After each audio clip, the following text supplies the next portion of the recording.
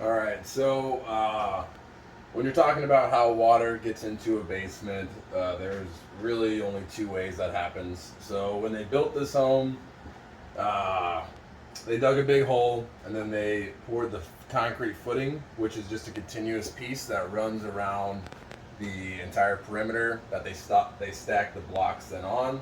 And they pour the concrete floor into place, and those three pieces of concrete are just sitting by each other. So the most common way that water gets into the home is through a cold joint, and that's right where the wall meets the concrete floor, and that's all just sitting on the footing. So this is called a pinpoint moisture meter. It just basically tells me how much moisture is inside of these concrete blocks. So what you'll see is right when I put it on the block, it lights up to 23%. So that just tells me that there's water currently built up inside of this block.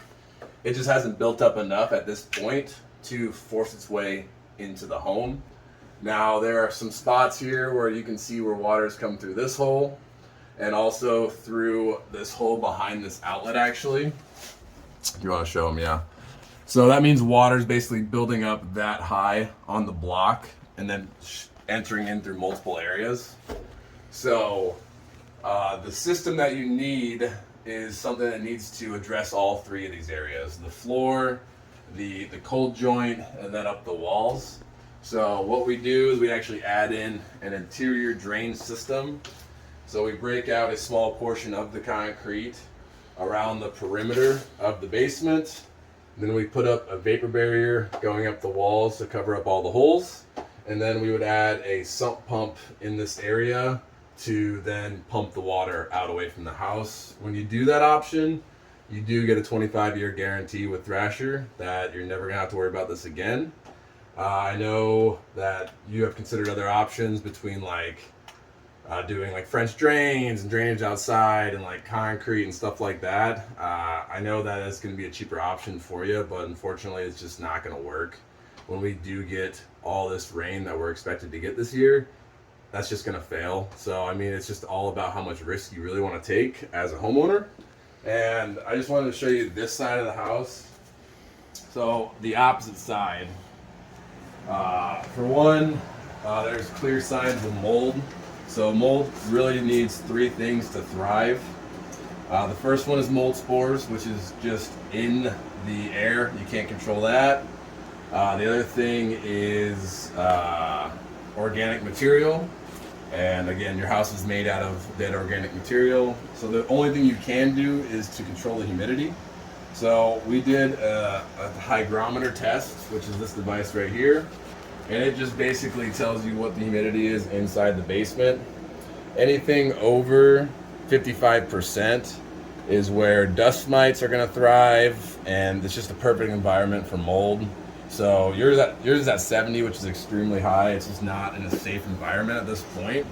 So along with the sump pump and the drainage system, we would give you a dehumidifier. Again, that is going to permanently solve the humidity problem.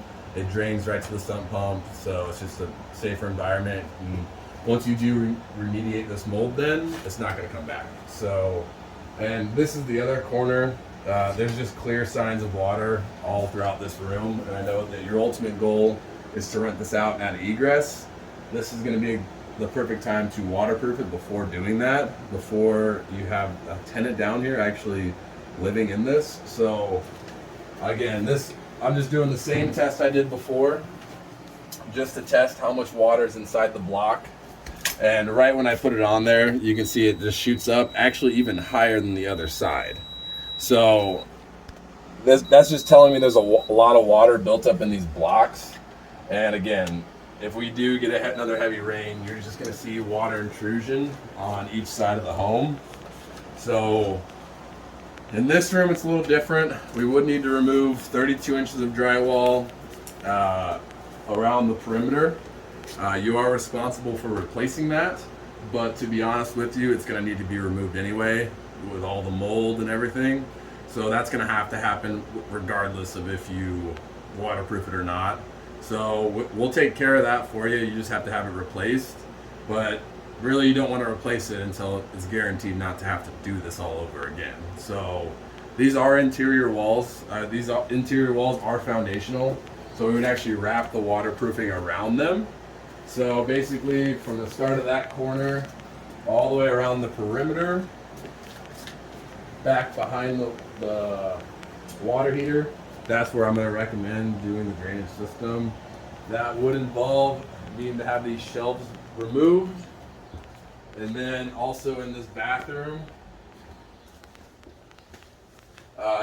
you really don't have to remove anything in here. And the flooring is obviously shot. You're gonna have to replace the flooring anyway. We'll remove the flooring, but everything's far enough away where we can waterproof behind it. Again, we'll just need to cut the drywall in here to get access.